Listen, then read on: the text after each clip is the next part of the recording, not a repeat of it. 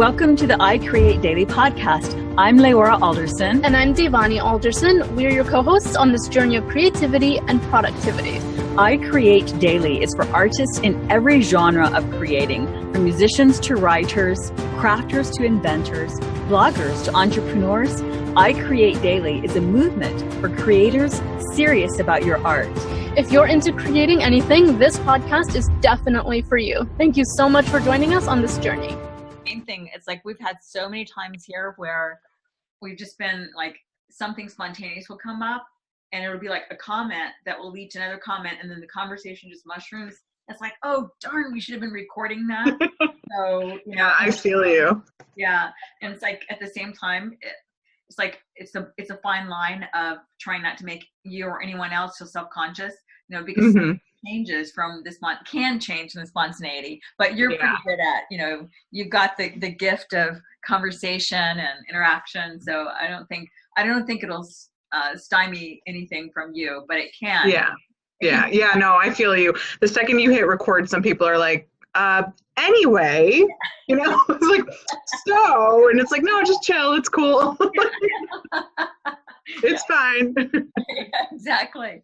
How have you guys been doing? You guys have been busy, huh? Yeah, super busy. We created 4 versions of our 90-day journal, and we created 4? Yeah, well, right. Different colors and edits, and you have, when you create the beta version and then you get the user feedback, and then you're like, well, we're gonna add colors anyway. We should just go ahead and make the edits because it's not like that much, or it's easier to do it now than later.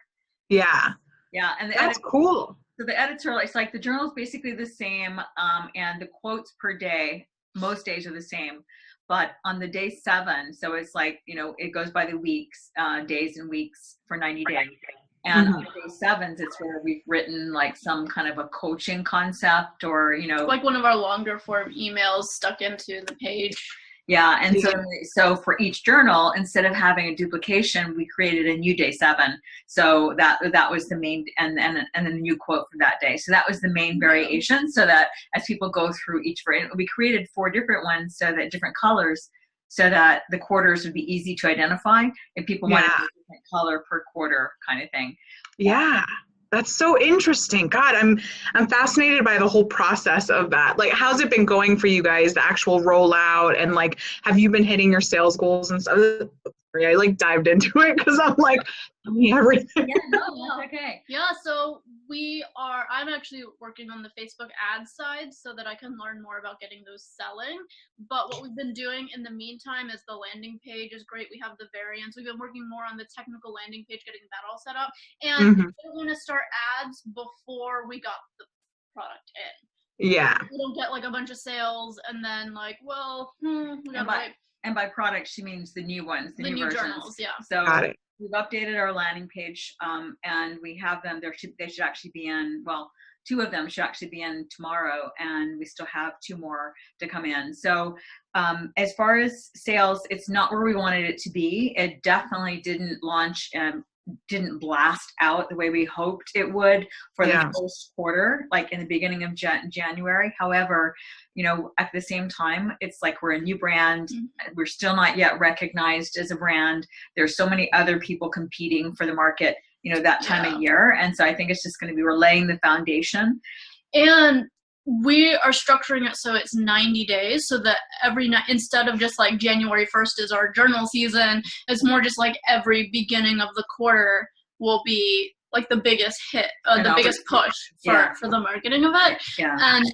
And also, wait, what were you saying? You were saying something about the journal, the landing page. It didn't launch as much in January as we wanted it to, and we we also decided we were selling a digital version too, and we decided not to do that anymore, just because of inflation and all that stuff. So we did get we got a large, a relative, like a bulk corporate sale which is fantastic. Oh, that's awesome. Yeah, because then Yeah. it's paid for the whole next order, and it's sort of like, aha, like if we could get a few of those going, because especially if they reorder, Yeah. for the next month and the next month, and then that will really get that wheel going nicely while we work on getting it out to the populace, to the the mainstream as well. Yeah. So But we've already created ad targets, and one of them included managers of companies or project managers within companies to be like, hey, if you want your team to stay on track with their goals and meet their deadlines and whatever. So that gave us that whole idea, which was That's smart. Yeah, that's really smart. So our thing has been, we're pretty good at creating content and products, but not still great at sales and campaign kind of marketing, just because it's like, well, it's just not our strength. It's not what we love to do. You got to get it today, and the sale ends, and it's like the hoopla. It's like, it's more like we want to be on to the next thing. Here's Yeah. Yeah, which isn't totally smart.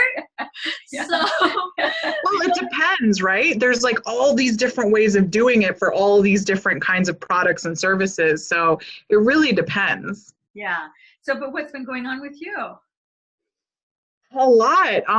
So my marketing side is growing a good bit. I wouldn't say it's growing in a sustainable way, which has been the most nerve-wracking thing for me, because I'm still a baby business owner. I started it 9 months ago. And so at this stage of growth, I'm very intent on making sure it's scalable and it's something that I can sustain. And so bringing on the right people for the right amount of time with the right skill set. So I literally was just at a lunch with a potential new hire, and I think he's going to be somebody that I bring onto my team. But it's just funny because I have to reconcile with these people. I know you're only going to be doing 5 to 10 hours of work for me a week, but you're a critical part of my business.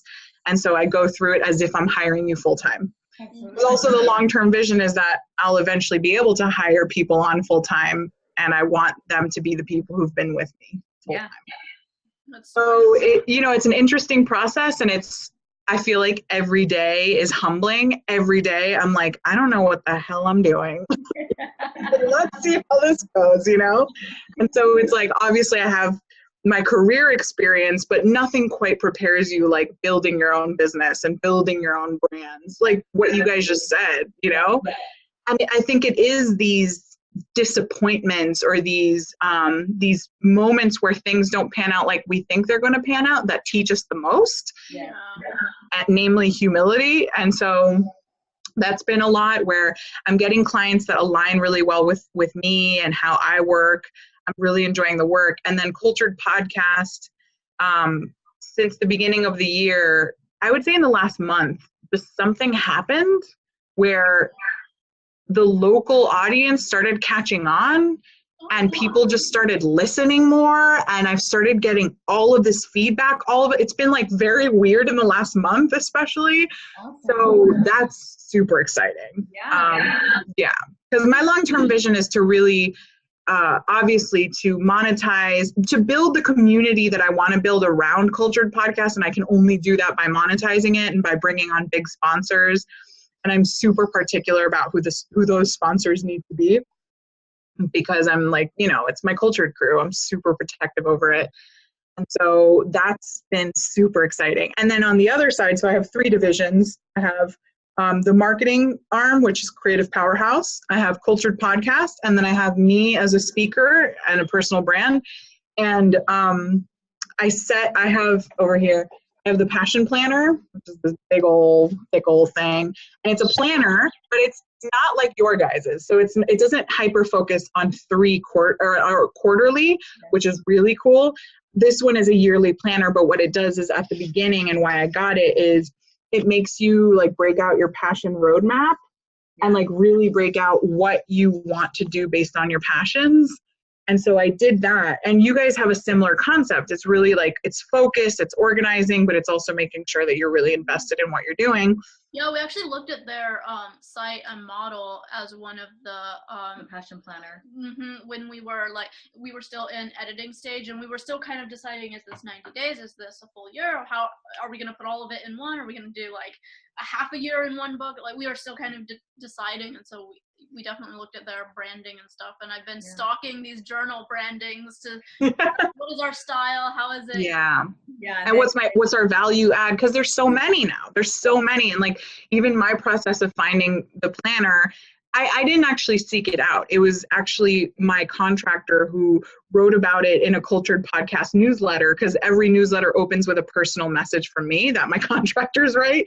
And I have to obviously approve and make sure. And she wrote about Passion Planner later last year. And I was like, what is this? And I looked it up and I was like, this is so cool. And I finally bought myself one.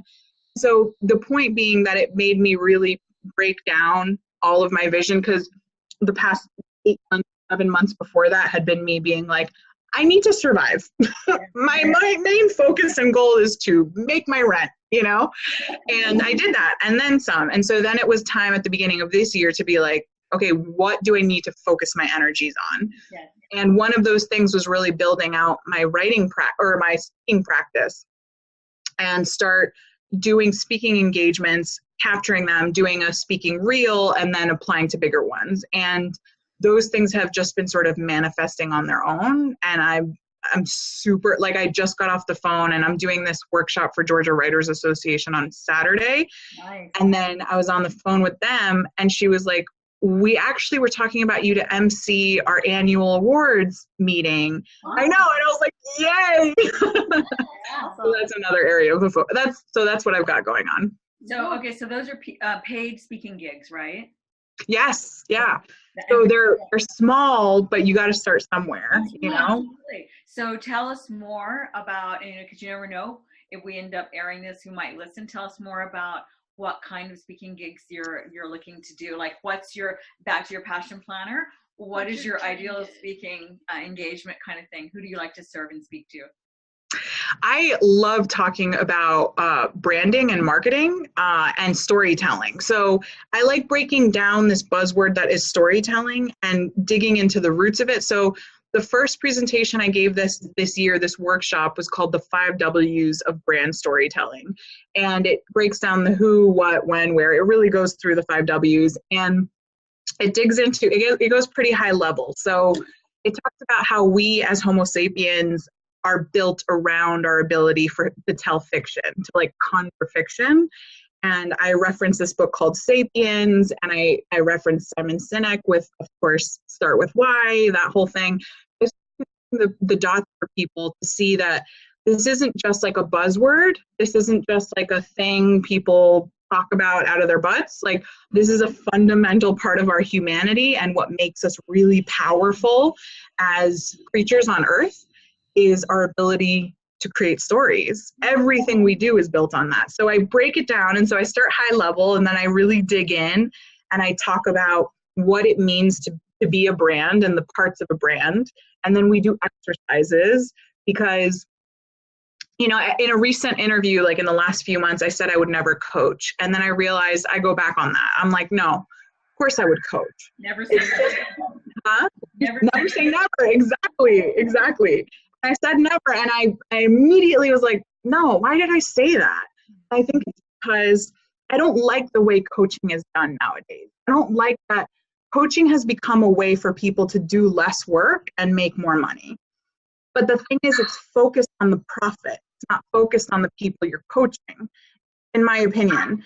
And so with every workshop I give, this sounds very salesy, but it's really, truly, I have to remind myself, and I talk to the workshop organizers every single time, being like, this is how I've broken this down. Now, you know your target audience, you know the people coming. Are they going to benefit from this? If not, I need to adjust it, because I need them walking away with at least one thing they've developed from my workshop that they can actionably implement directly from the workshop. And I think that's, you know, I've actually had potential clients come to me and say, you know, I did Marie, what's her name? Marie Forleo or something? Yeah, I've done her workshop, but I walked away and it was really enlightening, but I don't know how to do any of this stuff. And I still don't know how to apply it. And so I think a sense of honesty with my speaking engagements is really important when I'm talking about marketing. You know, a sense of like, this is how my process is, but you have to consider that I have 20 years of writing experience and 10 years of marketing experience. So we're going to walk through it together so you kind of get how my mind works. If you still need help, I can consult with you and I can actually do it for you. Right. Well, it was a really long answer, but no, we're having a conversation. That's great. It's like Devani likes to serve her clients by, like, she will do consultations for those who aren't sure what they need or what they want, and she'll do like a 1 hour consultation. She offers an initial free 15 to 30-minute consultation to see if it's like a fit. Yeah, that's great. The ideal scenario would be if she wants to show them what to do so they can do it themselves. And then if they end up wanting someone else to do it or wanting her to do it, then her company can do the implementation. And we're at that place where, so many small entrepreneurs, it's been, like inconceivable to consider budgeting any money to pay anyone to do your social media, especially in the beginning of learning about, like most small business owners and entrepreneurs really don't even budget for advertising. And so therefore they don't, which, the social media budget falls within advertising. Oh yeah.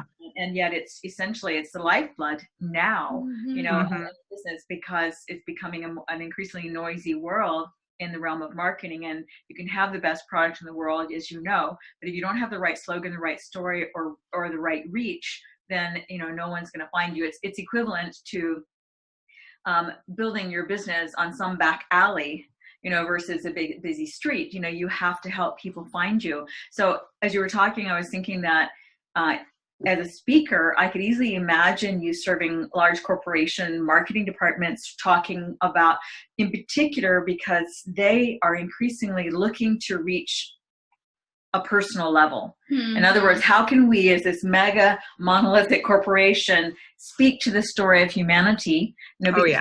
That's our customers. And so that's where a smaller entrepreneur, and especially one built around culture with diversity as well, you could speak to that, whether or not it would be your ideal audience, I'm not sure.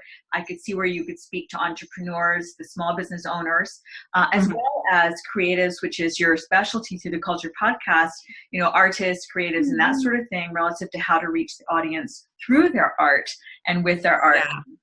So I think that's a great point also, because I think the corporate thing, especially because my whole culture of my team is built on humanity and the acceptance finally that business is human. And so when people are like, it's just business, business is business, it's not personal. I'm like, that's BS.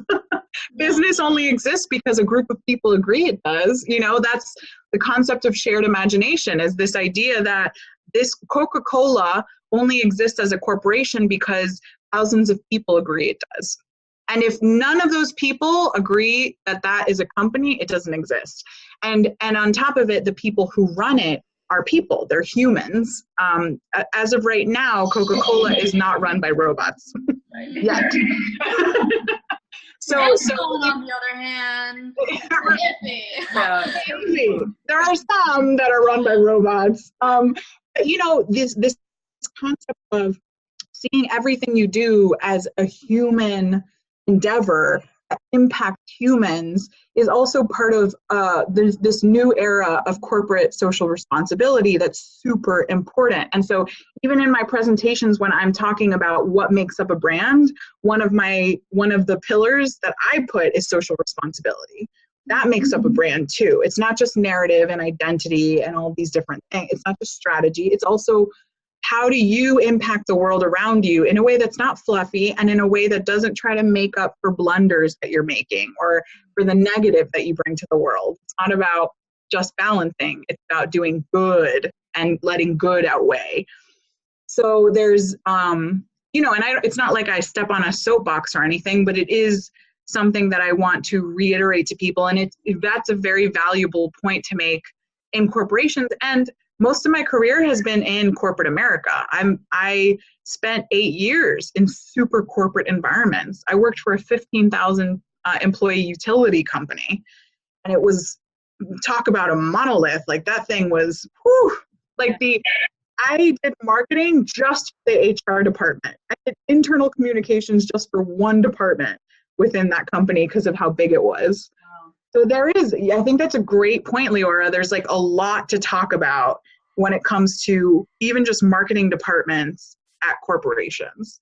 Yeah. Yeah, and having the internal marketing, like you were saying with the HR, the internal marketing and brand and story match the external story, because I'm sure there's a lot of companies who they might have this great external facing story, and then internally it's like, oh well, it's a mess around here, and Oh, most of them. Most of them. Yeah. Yeah, like most massive corporate, well, maybe not most, that's anecdotal, but like a lot of massive corporations don't know how to leverage the opportunity for frontline advocates that their employees are.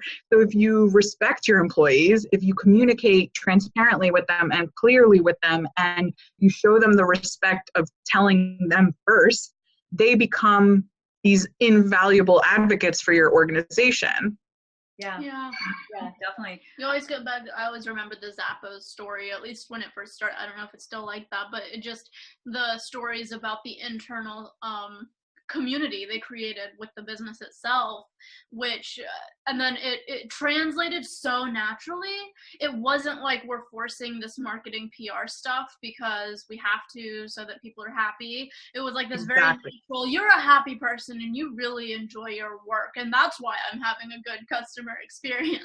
Exactly. That's a great example.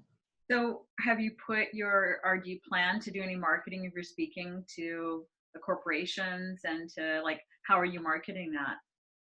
Yeah, so I'm right now building my my portfolio of speaking engagements, and so I will by this weekend have done 2. I might be emceeing the other one in June. My goal is to do 1 a month, but you know, I have a lot of other things going on, but that definitely is my goal, and I'm trying to, and I've applied to a couple other, like I've applied to speak at Podcast Movement, so fingers crossed, because I think that would be amazing. That would be amazing.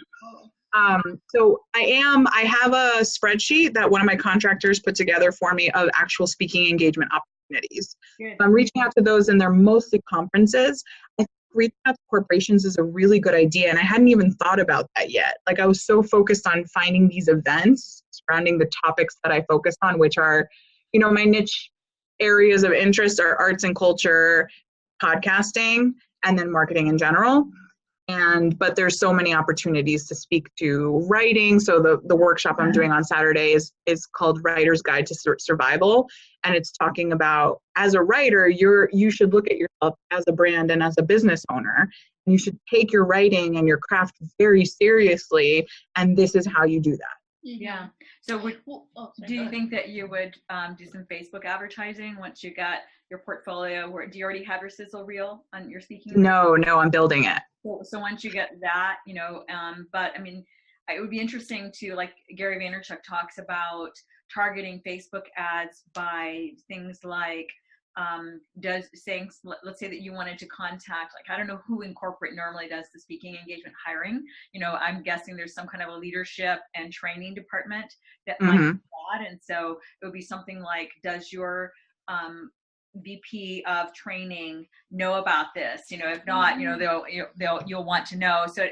So that ad would be targeting employees of XYZ company, and in particular, employees maybe even marketing, maybe in advertising, maybe in training, that kind of thing. In other words, you can get uber niche down into who you're trying to reach, so that, you know, you don't need, how many do you need? You don't need to reach masses to sell your speaking engagement. You need to target employees of that corporation or those corporations that are within certain titles.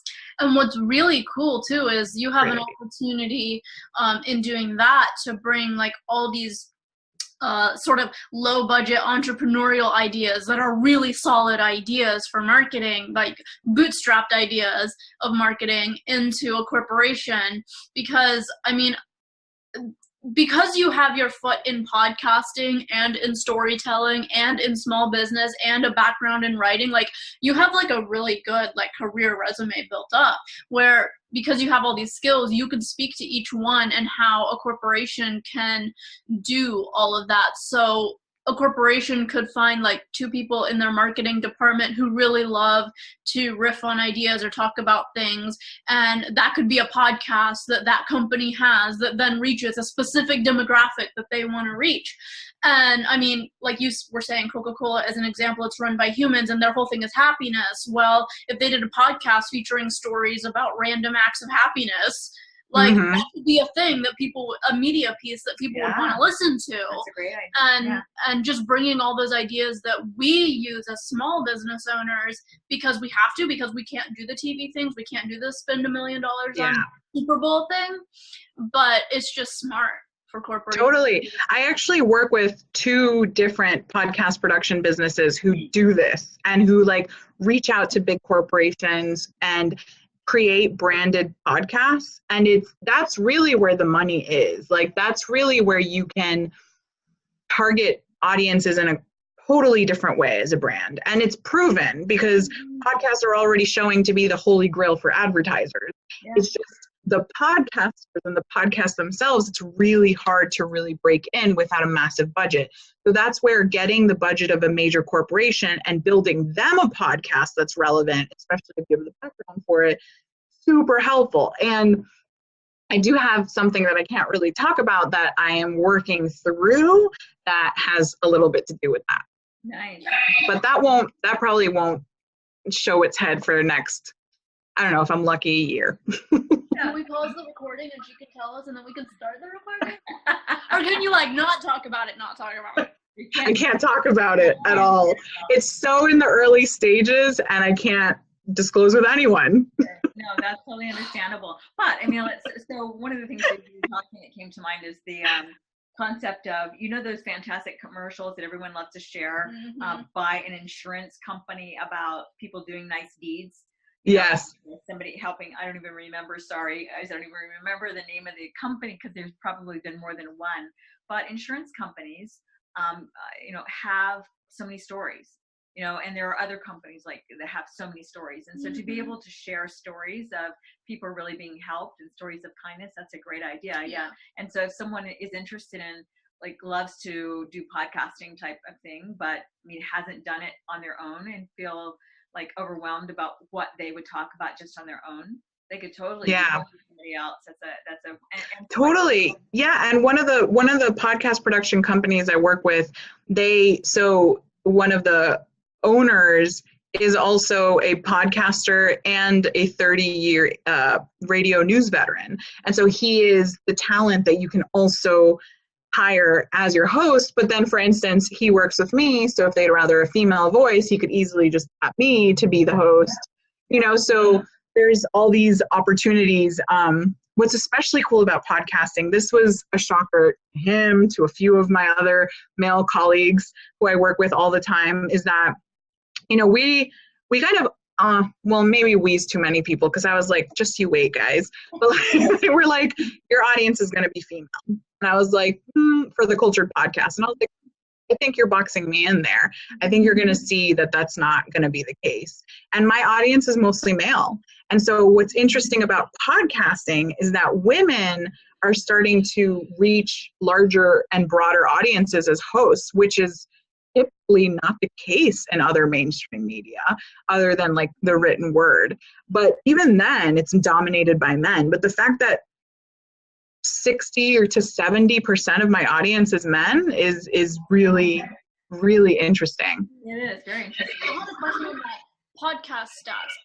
I'm new to podcast stats and I don't know the best way to get them. We're using Mark Asquith's podcast website thing for a lot of our his company for a lot of our hosting and this website and all that stuff, and it comes with some basic analytics, like downloads per day, downloads per, however you want to do it, by city, by state, and all that. But there's not like what do you use for your analytics? So I host my podcast on Libsyn. By far, so glad I did it. I highly recommend people not host on SoundCloud. Like, it's shocking to me how many people host on SoundCloud. So if this does end up releasing, this recording, like, I'm imploring people to not do that. And I'm sorry, SoundCloud, I love you, but it's just not set up for podcasting. And the analytics that you get are so much deeper in a platform that's set up for podcasting. So I use Libsyn, which has about the same. And this is kind of like the conversation that's been going on for a while, is like how disappointing it is that there aren't more analytics out there. And so just want to make sure you guys can see me, right? Yeah. Okay. So iTunes just recently rolled out some better analytics. And that, I think the most helpful part of those analytics is percent consumption, which is really interesting because I've read a ton of articles with people saying like the same thing. We're all starting to see the beauty of podcasting is that people stick around for the whole episode. Yeah. So, our consumption numbers are like, mine are 85% plus of an episode. And that's amazing. I mean, you're talking for advertiser implications, you're talking about, pre-roll and mid-roll being just as prime as we thought they were. Yeah. And people are listening to the whole episode. So that's really cool. So you can find some analytics on iTunes, as long as your podcast is registered, which it is. So you can go through, have you gone through the back-end portal? A little bit. iTunes Connect. Okay, so go through there, you'll see the stats. And then other than that, just whatever stats your host provides, your hosting platform. Sounds good. This goes back to the earlier conversation on speaking. In fact, I think you introduced us, or vice versa. Actually, Tayo Roxon introduced us to you. Mm-hmm. Yeah. Originally, and he does diversity training and speaking, and that's his goal. It just yes. to me that like you guys have a similar interest in that. Had you thought about collaborating and taking a joint presentation to corporations? I think that's a great idea. He does already have a Colombian business partner. Okay. So I'd be stepping on some toes being another Colombian co-presenter, but I think that's a great idea. And when we met up in New York, we met in person, and we were talking a lot about how we have very shared visions in terms of opening up culture. I have the hashtag culture for all, and he does that too. And he focuses more on diversity of people. I focus on diversity of self-expression. So there's a lot of overlap there, because when you honor the diversity of people, then you can more clearly see and appreciate how those diverse peoples express themselves in art forms or whatever. So I think that's a good idea. I'll have to give Tyler a shout. Yeah. What about this? Yeah. I had a partner, so that's, but yeah, you just never know what it might be, especially in a larger corporation, where you potentially a larger reach of, employees that need to be served, training go on in different locations. You never know. So one of the things you mentioned. Aren't you part Argentinian too, though? Yeah. Is he Argentinian? You could have a Colombian. You could really just go heavy on. I'm really more part Argentinian. Sorry, Mom. Listen, them is fighting words. My mom would be like, "You said what?" No. Because we were, it's funny. My dad was Argentinian, good memory, and he really raised us. The immigrant mentality is assimilation. And so my dad, when he moved here with my mom, he was like, "I'm American now. My daughters are American now," and so he was very much about us being American, even though he was the most Argentinian man alive. Like, it was really funny. But my mom, so they were divorced, and she raised us for all intents and purposes, and she was like, "Nah, girls, you're Colombian." And so she raised us super Colombian, and it was like this big shitstorm when we got our Colombian passports, and he was like, "What?" And then it was like, "Why didn't you get your Argentinian passports?" We're like, "We thought we were American, Dad." So are you a dual citizen with Colombia and America, USA? And am I what? You're a dual citizen, right? Now? Mm-hmm. Yeah. So Colombia and USA. And exactly. Did you go ahead and get an Argentinian passport as well? No, we never did. And I don't really see the point, honestly, just because we grew up part-time in Colombia, and that's like where our family is. We don't really even talk to our Argentinian side, unfortunately. We went and lived there with my dad for a few months when I was like 12. And that was really cool and a special experience. And I understand why my favorite wine is Malbec.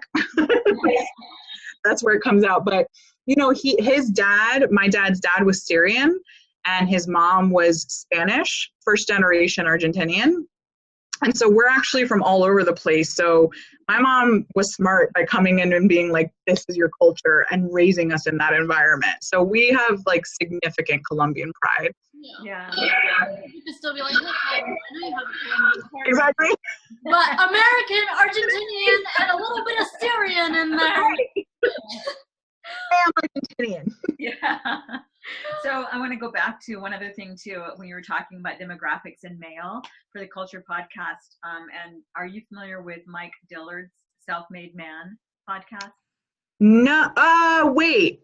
Self-Made Man. I feel like I am. There's so many because I also do for clients podcast pitching. So I'm looking at podcasts every day. I probably am, but let's just say no. Let's just say no. So, well, Mike Dillard is an amazing internet entrepreneur. It has been for many years. He has a wide network of really top-notch people, and he is one himself. And it's funny, he was working on creating a physical product for the first time a couple years ago, beginning a couple years ago, gardening space. in the gardening space, like helping Interesting. healthy food at home, because that was a passion that he had. Especially people who live in a city and can't really just have a backyard garden. But he and you know, spent a lot of time, a lot of money trying to bring this to market, and just turned out it was just going to be way too difficult and too expensive, even though they got the prototypes and everything. So he ended up partnering with a company, I think in California, who already had a similar kind of concept going, and so he's now on their board. But in the That's smart. He created sort of like the hobby podcast, Self-Made Man, and it ended up doing so well and taking off that now it has become, he's just launched, in fact. He's working on launching. It's not. It launched like February 5th. I guess, or that was the pre-launch. Yeah, they're doing a pre-launch countdown to when the platform actually Okay, launches. That's right. And right now, today it's Valentine's Day. Happy Valentine's. Happy Valentine's Day. I'm a Scrooge. I'm a Valentine's Grinch. I saw your post about that. You're like, I hate this holiday, but I like this picture, so. Exactly. I was like, this is cute. I know. Stupid Valentine's Day. I'm not at all sentimental about this kind of thing. But the rest of the week is National Discount Weird Shaped Chocolate Day. That is a really good point, Devani. And you know what's funny? Like, just little interjection. I'm actually a super romantic person, and I love. And I'm one of those people who needs romance porn every once in a while. So I need to like watch a romantic movie that's like, really bad. But I'm also a rebel. So the second you tell me that I have to, I'm like, what'd you just say to me? You're saying I have to love, and this is how I should love? Absolutely not. Exactly. So that's why I hate it. Yeah. I told my husband from the beginning that, no, we don't need for anyone to tell us what day, and especially we don't want anyone to say that it really means that you love me if you give me XYZ gift. No, exactly. It's very commercialized, and I don't like that at all. So right, definitely with you on that one, for sure. 3 marketers for the record. Podcasters and marketers. FYI. If I have a client who wants to launch something on V-Day, great, awesome, perfect. But for me personally, I tell all of my potential boyfriends, my partners, I was in a relationship for 6.5 years, and I was just like, can we just skip it? Can we just like not? Can we just wear black? Is that cool? Black is the new black, and until they invent a darker color, then it's still black, unless they invent black hole black. Right, that's so funny. This morning, so I got a note from my husband this morning on Skype, and he's, by the way, like, you know, in the next room, but he says, hey, sweetheart, I know it's been commercialized, but a day essentially dedicated to love and the expression thereof is fine by me. So I'll not let it go by without turning my heart toward you and saying, I love you. I love us being together, and I love what we've created here and continue to create. So it's like, I said, okay, you know, like, I agree. A day. Oh, will you guys be my Valentine?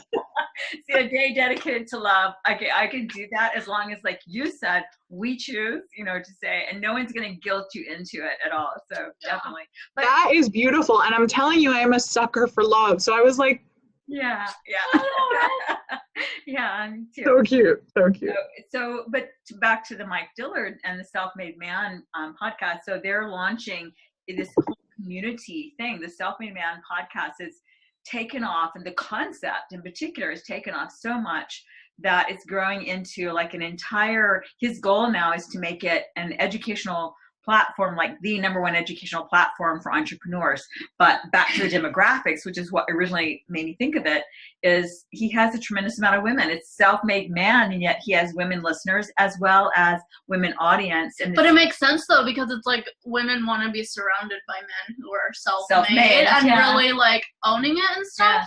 And so it's especially like women who are themselves either self-made or self-making or, on that mindset. And so it's like, hey, dude, you should listen to this. Yeah. You know what I think is happening? I think we're starting to realize that good content is good content. And as long as it's not tinged with, or it doesn't actually purposely focus on femininity or masculinity in particular. And I use those terms because it's not really about gender, because there are very masculine women and very feminine men who have, I use femininity and masculinity a lot, especially when talking about marketing and content and communication, even personal communication. I think what's happening is as women are empowered and given equality and equity in our world, we're starting to see that these messages, this really good quality content isn't about, well, this reaches men and this reaches women. It's just about, it reaches an entrepreneurial mindset. It reaches a arts and culture lover who's really interested in self-expression. It reaches an audience who really wants to know more about diversity in the world. It reaches creators, whoever they are. So I think actually this movement that we're seeing in society of moving away from categorizing people by gender there's something to that. Yeah. Because gender isn't as important as the way you communicate, how you communicate, and what you want, really what drives your soul. Yeah. It's just more about, totally, whoa, that was, But it's, like you were saying, it's more about the energy you use. Right. And how you use it in the world. To create what you need to create. And yeah, I agree. We were just having this conversation the other day after interviewing somebody for our podcast and just talking about how, and I guess it's a good time to mention it, but we were interviewing a young lady we were interviewing Alexis Paris, and I was thinking about like, this is so awesome. You're like this young woman. You're out here. You're making moves. I think she's like 21. Yeah, 21. Wow. And she's like launching her career. She wrote a book about quitting college. She's a speaker. Yeah, a dancer. And I was having this thought, and we're women podcasters. You're a woman podcaster. And then I was thinking like, wow, we're like women podcasters, and that's so cool. And then I was thinking like, we're just podcasters though. Yeah.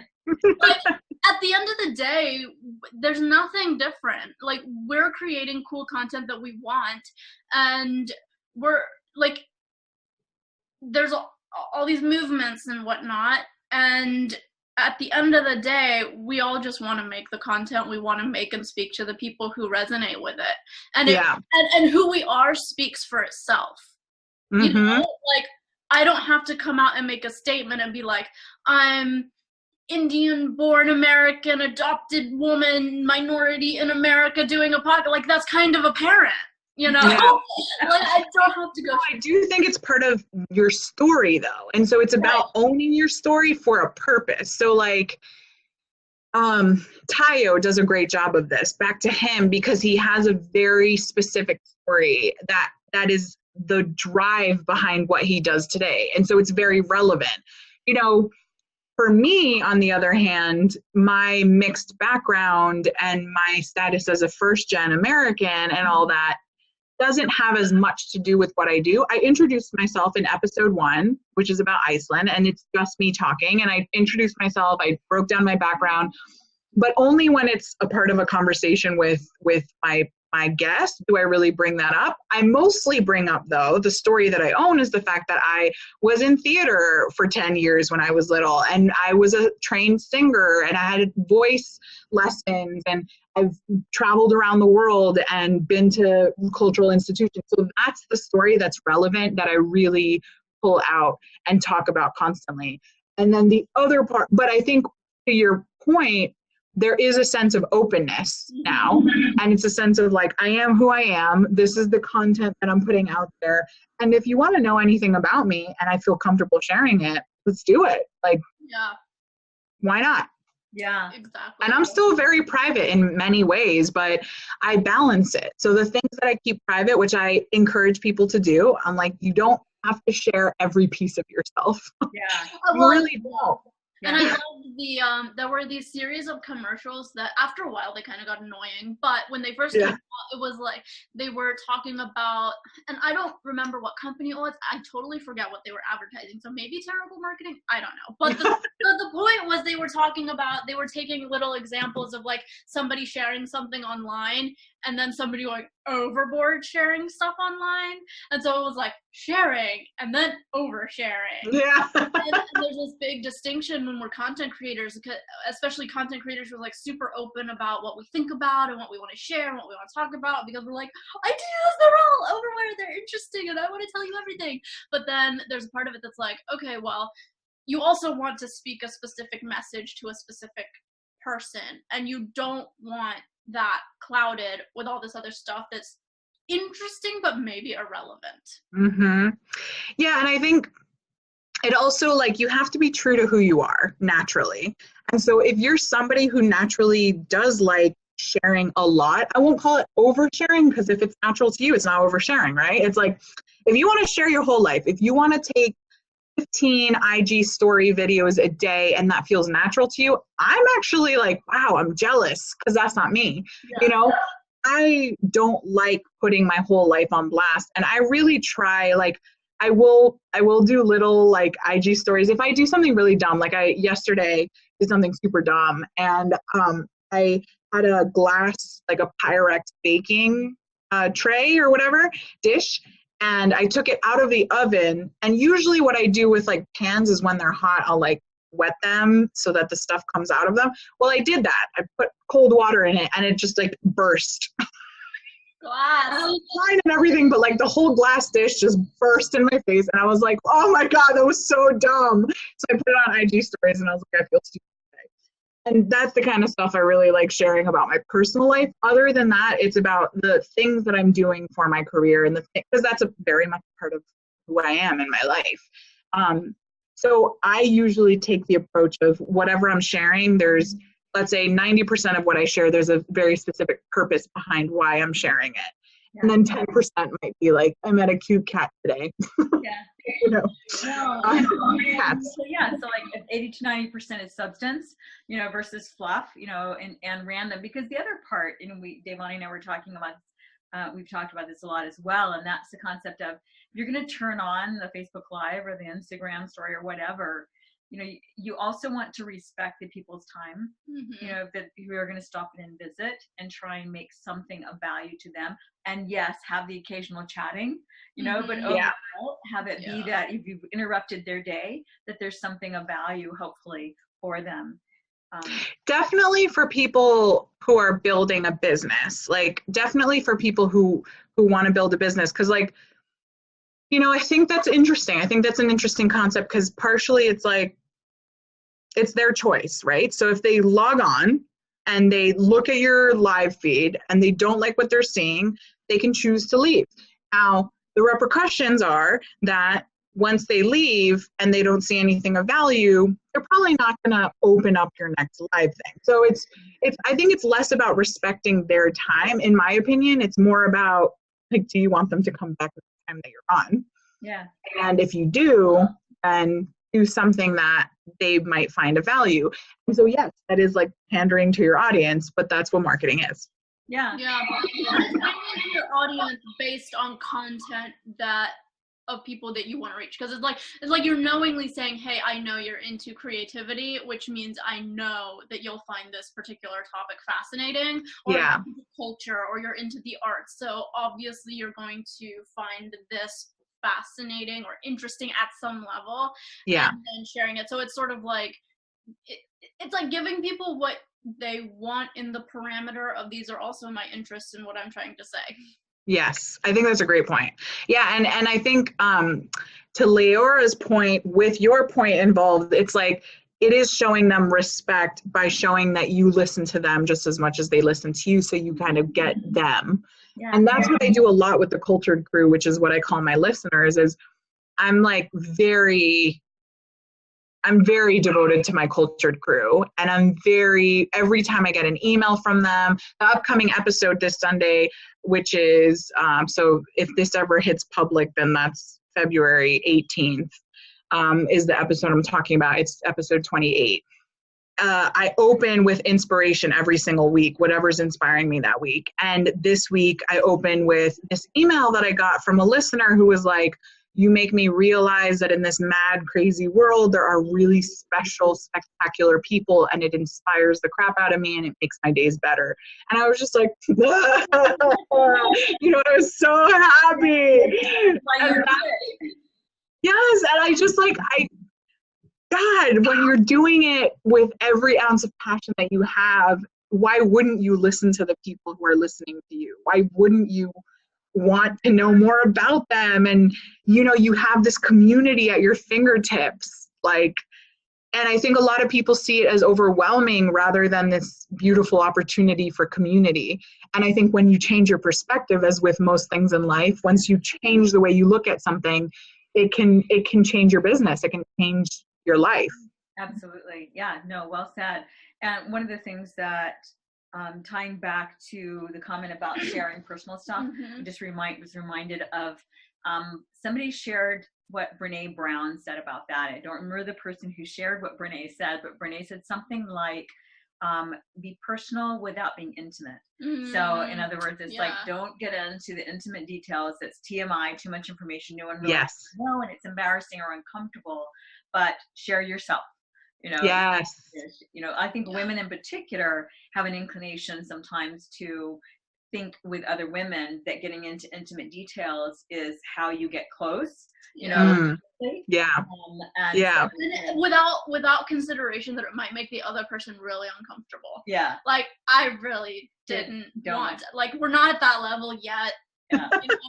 Yeah. Totally.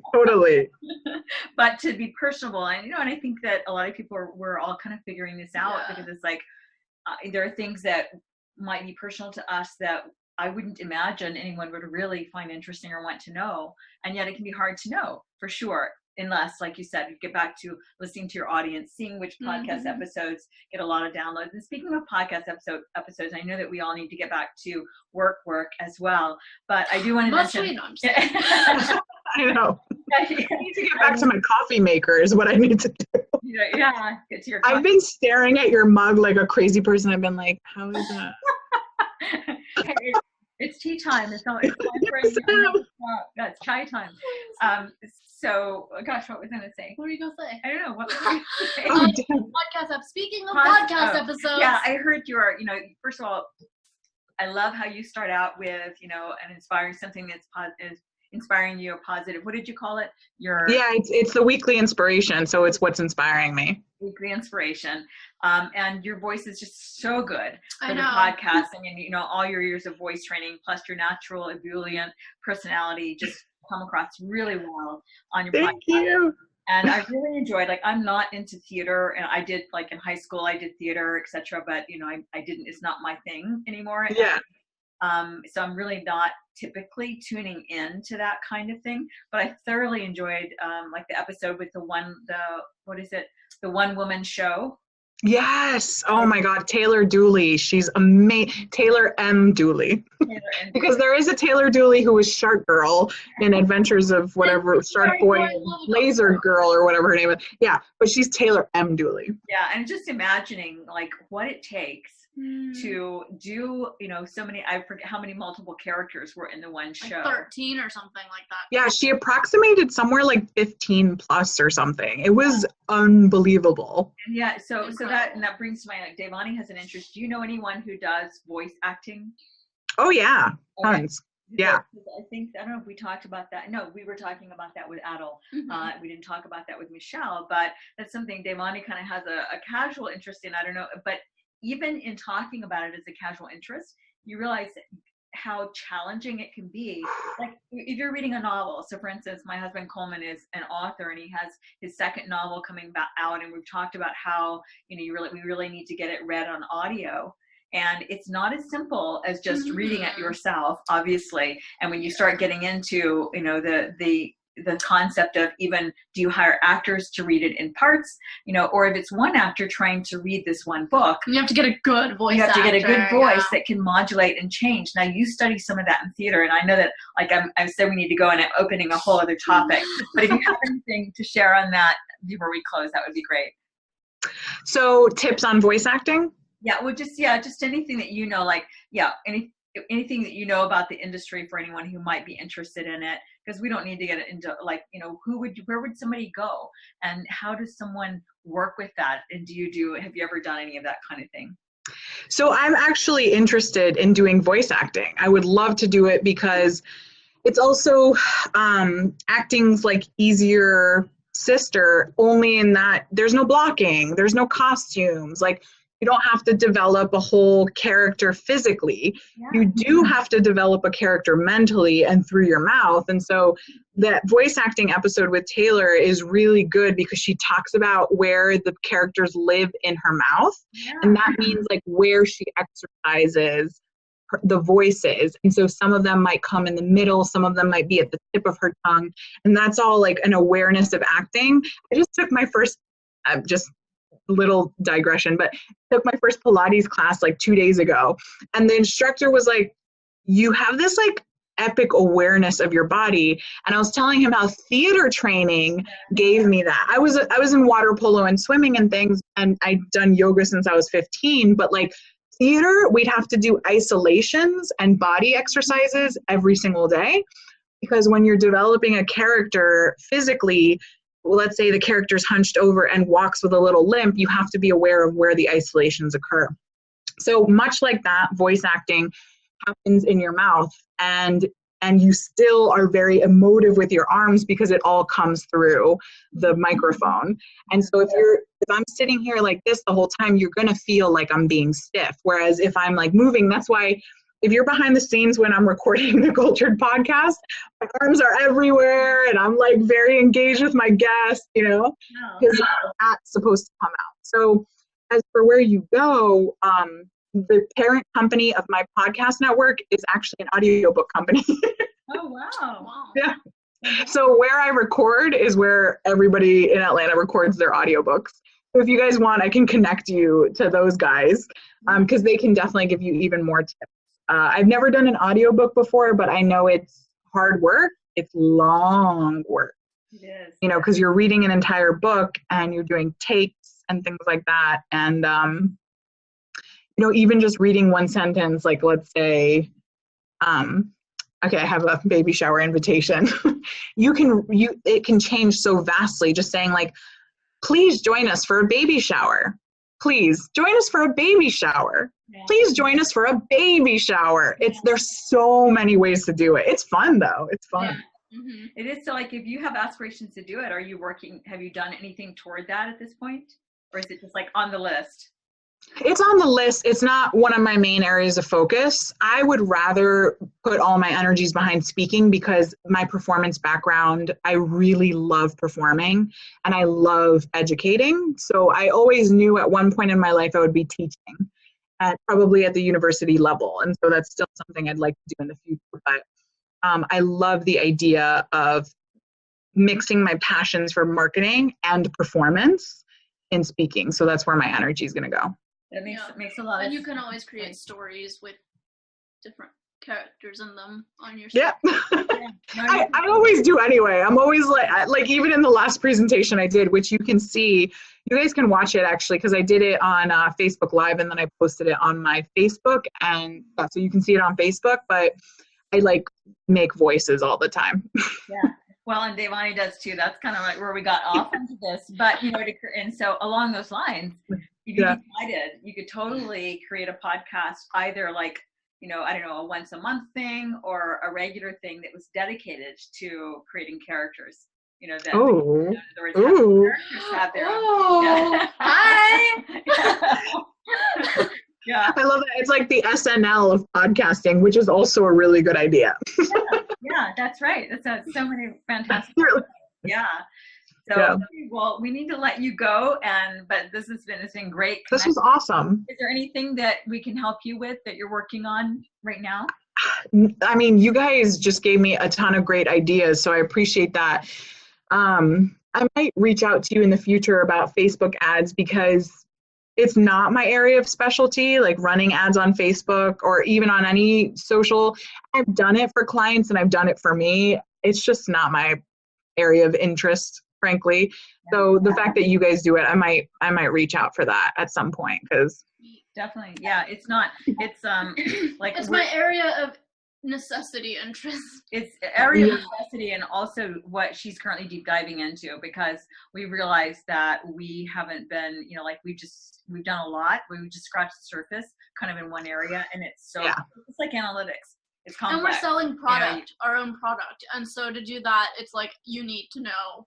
There's some things you just need to know when you are selling a product-based business in today's world. Yeah. So and that's one of them. So we'll keep you posted. Yeah, we're on that learning curve and definitely glad to share. So yeah, cool. All right. Well, good luck. I'm super excited with everything you guys have going on. Congratulations. Keep up the good work. Keep creating daily. We will. You too, Michelle. Great to connect. Yeah. Bye, guys. Good talking to you. Bye-bye. All right, go ahead. One driver here. Okay, one driver. Thanks so much for joining us for the I Create Daily podcast. Please let us know what creatives you would like us to interview and what topics you would be interested in hearing more about. And if you enjoyed this show, please leave a review on iTunes. We value your feedback. We read all the reviews, and it just helps us get the word out on the I Create Daily podcast. Thank you so much. Thanks so much.